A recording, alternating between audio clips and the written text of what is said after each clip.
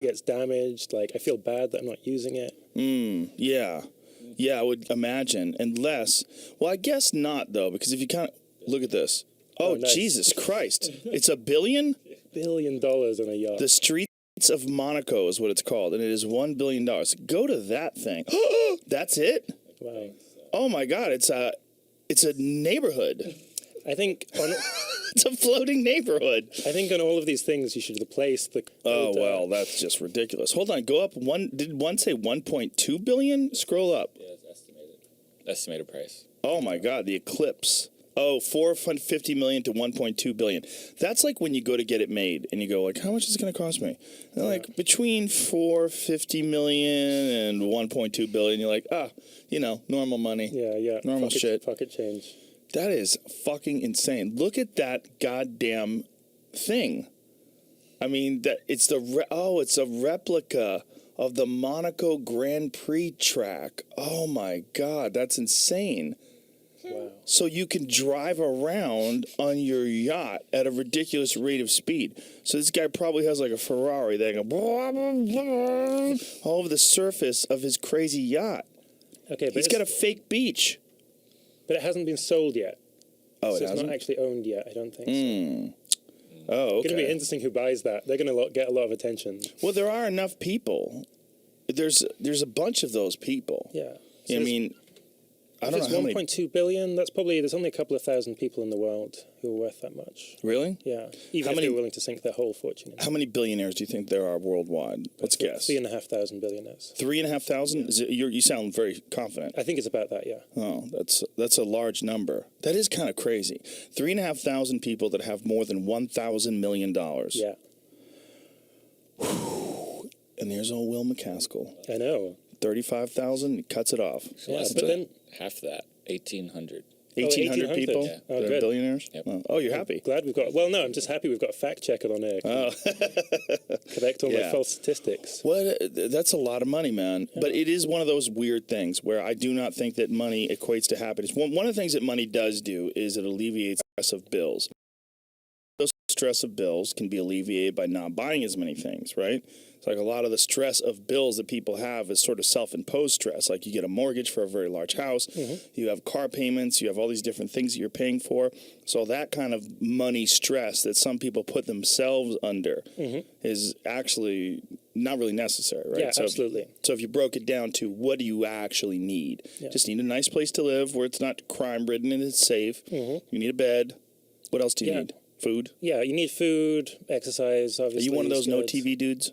Do you have a TV? I watch, Netflix, HBO. Oh, okay. All right. Just finished Veep, which I love. Is it good?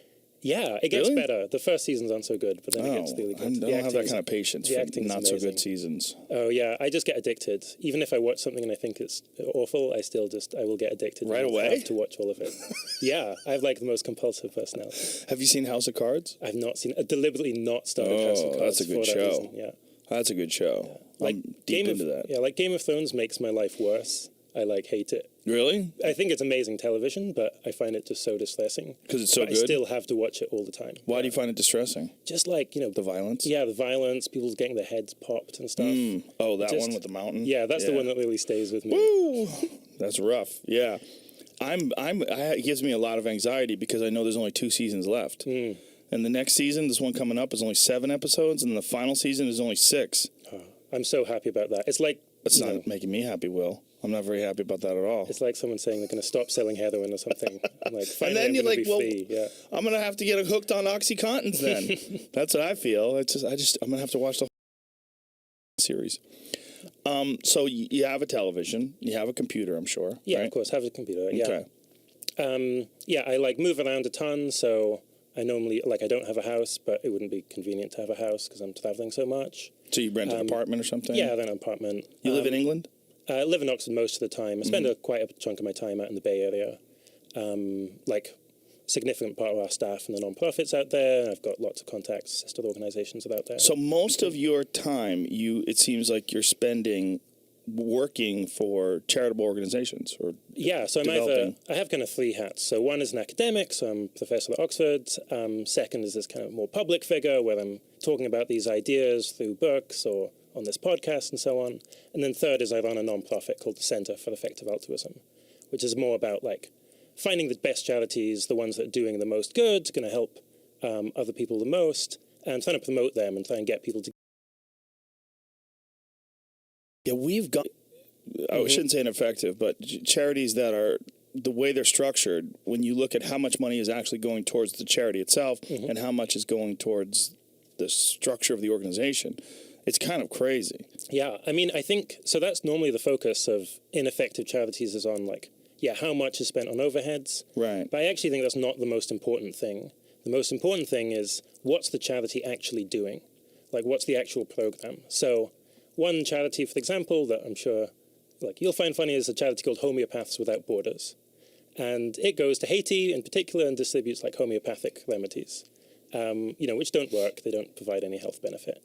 And even if it had a 0% overhead cost, so like spent nothing, everyone was volunteers, it would still shouldn't be giving to that charity. Right. Whereas that's a hilarious one. Yeah, I didn't.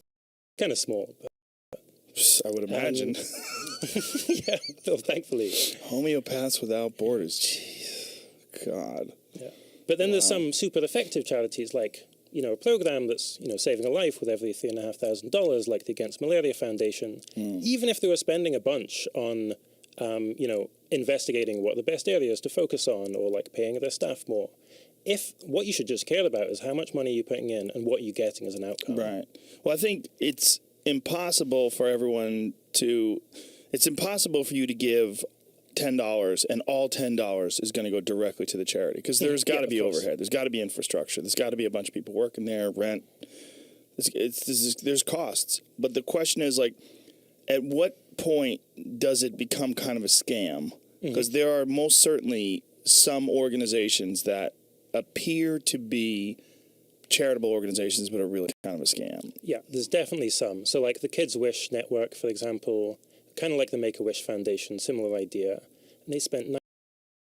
So they spend all their money on fundraising itself. Yeah, to then invest in more fundraising. And 1% somehow or another gets out there. Yeah, what is that? Maybe it's not as high as 99%, but it's above 90%. Something crazy. So what does that money get to? Like, what do they do with the actual money itself? And then the idea behind that was granting wishes for sick children. Do you remember the San Francisco thing with Bat Kid? It was like there was a big event, lots of publicity around it. Was Bat Kid a child that had some strange disorder? Yeah, so the child... I don't know the details. I think the child had leukemia. Their wish was that they wanted to be Batman for the day. Oh, okay. This is a different thing. Yeah, okay, cool. So they, the Make-A-Wish Foundation set up this, amazing story where they got to kind of drive and, have this fantastic day where they're basically Batman for the day. Kids Wish Network is doing basically the same thing. They find seriously sick kids, often terminally ill.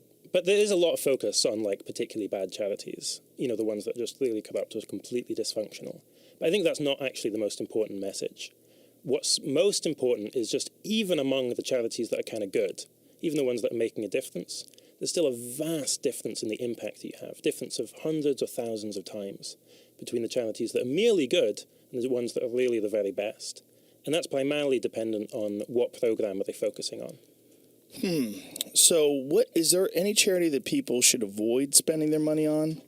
Like, are there charities that you feel like are just so ridiculously ineffective? Like, yeah, I mean, the ones we mentioned of Kids Wish Network or Homeopaths Without Borders. The Homeopaths Without Borders is ridiculous. It's voodoo on parade. Just stop. Yeah, I mean, there's another one, I can't remember it, but does... Astrology Without Limits? Astrology Without Limits. No, it does... dolphin therapy for... They just have some, risk of the children drowning. Oh, so again, it's yeah, so you can, cherry pick these examples. But the thing is that these are just, not really representative. In general, I think charity's doing good. But the question is just, in the same way as if you're buying a product for yourself, you don't just want to get, a laptop as long as it works. You want to find, what's the best laptop I can get with my money? Right. Or if you're investing, you want to not just get, an okay return. You want to see, what's the best return I can get? Right. So in that sense, I think, the number of charities that you think are just, this is literally competing for being the most effective charity in the world, that's actually very small. So GiveWell, for example, is a evaluator, looks at all sorts of different global health and global development charities.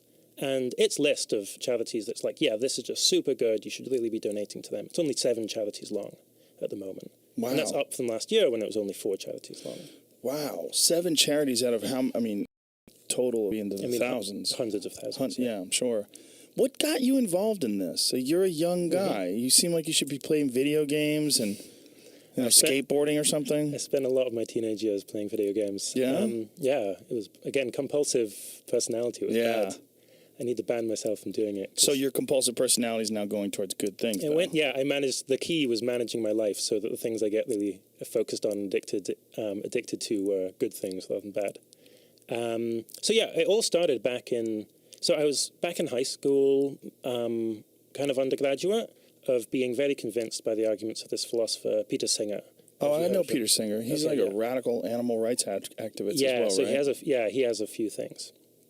And he had this argument, which is that, the way I tell the story is, imagine someone is walking past a shallow pond, and they see a child drowning in that shallow pond. And they could run in, and they could save the child. But they're wearing a really nice suit, a suit that costs like $3,000. And so they say, no, I'm not going to save that child. I'm just going to walk by and let it drown, because I don't want to lose the cost of this suit.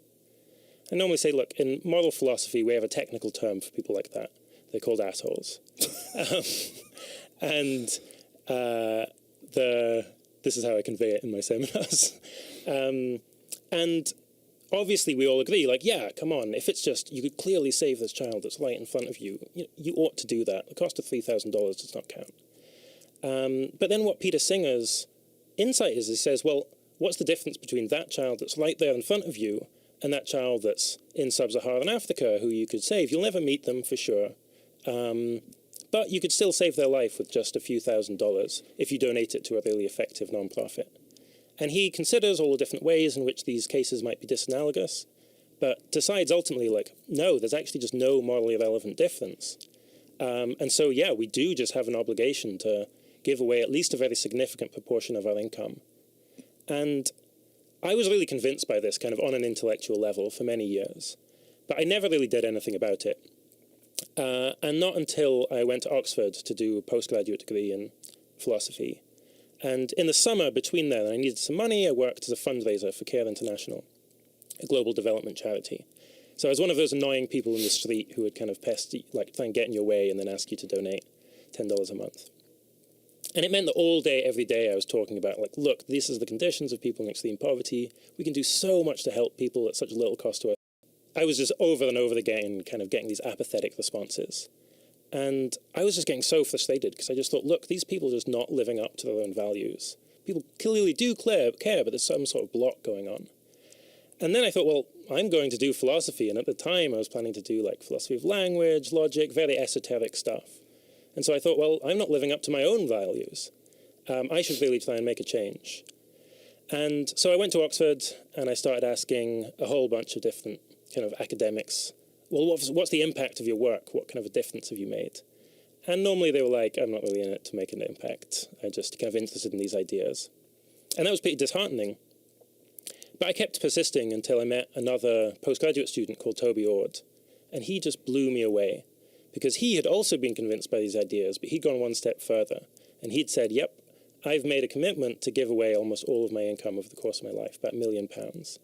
At the time, he was living on £9,000 and saving £2,000 and donating £2,000. So he was, like, really hardcore. But the thing, as well as, like, actually taking these ideas and putting into practice, blew me away was flagellating. Instead, he was saying, look, this is an amazing way to live. We have this amazing opportunity to do a huge amount of good, to help so many other people, thousands of people, at what's actually a very low cost to ourselves. And me having that one person who also kind of shared my worldview, shared my ambitions, just meant, kind of gave that little psychological block, was lifted. And it meant that I was like, okay, cool, I'm on board. First I kind of committed 10%, then I was like, no, actually I think I can do this further pledge. And then that meant I had this question of, well, I'm planning to give away like £1 million over the course of my life. Where should that money go? I want to make sure it has as big an impact as possible. And that meant I started digging into, well, how can we compare between different charities? I found there was a ton of work from health and development economics that could help us to answer this. And what began as this kind of side project between these two, ivory tower academics, me and Toby, we found that loads of people just were really taken by this idea, both of giving more, but in particular of giving more effectively. And over time, this kind of global movement called effective altruism started to form around these ideas and started to broaden in a couple of ways. So one is that it broadened away from just charitable donations to also thinking about, well, what should I think about with respect to my personal consumption? What should I think about with respect to my career? If I'm really aiming to do as much good as possible, what should I do? And then secondly, also starting to think about cause areas other than just global poverty as well. And it tends to be the case that within the community at the moment, the cause areas that people think are the very most pressing are global health and development still for sure, but then also factory farming, where, again, there's just such a vast amount of suffering, which is completely unnecessary. And then also preservation of the long-run future of humanity and worrying about risks of, global catastrophe. Things that may be fairly unlikely, but would be very, very bad if they did happen, especially relating to new technology like, novel pathogens, sort of viruses you could design in a lab and so on. Well, you're also very concerned with AI as well, right? Artificial intelligence? Yeah, that's exactly right. And that's, I think, in this category of, if you look at the history of human progress, technological change just creates these huge step changes in just how humanity progresses. So it was only 12 years in 1933 to then 1945 between Leo Szilard, just a purely conceptual idea on a bit of paper. 12 years from that to then the deployment of the first nuclear bomb. And think how radical a change that is, having suddenly being in the nuclear age. That was only 12 years. Yeah, and we went over the invention of the airplane to dropping an atomic bomb out of the airplane. And I believe it was 50 years, right? Yep. Somewhere in the neighborhood of 50 years? Yeah, isn't that... take a few? Yeah, so technological progress can suddenly go in these huge leaps. That we're not prepared for. That we're often very not prepared for. And I think artificial intelligence is in this category where we're really making radical progress in AI, especially over the last 5 years. It's really one of the fastest developing technologies, I think, and yet has huge potential in so many different ways. And as with any new technology, huge positive potential. Really, if you get AI right, you can solve almost any other problem. But also potential risks as well, where there's risks that might be more familiar, worries about automation, unemployment, worries about autonomous weapons, which I think should be taken seriously. And then also superhuman level artificial intelligence. And what then? Are we now in a situation like the Neanderthals versus Homo sapiens, where we've suddenly created this intelligence that is greater than our own? Are we able to control that? Are we able to ensure that that transition is positive rather than negative?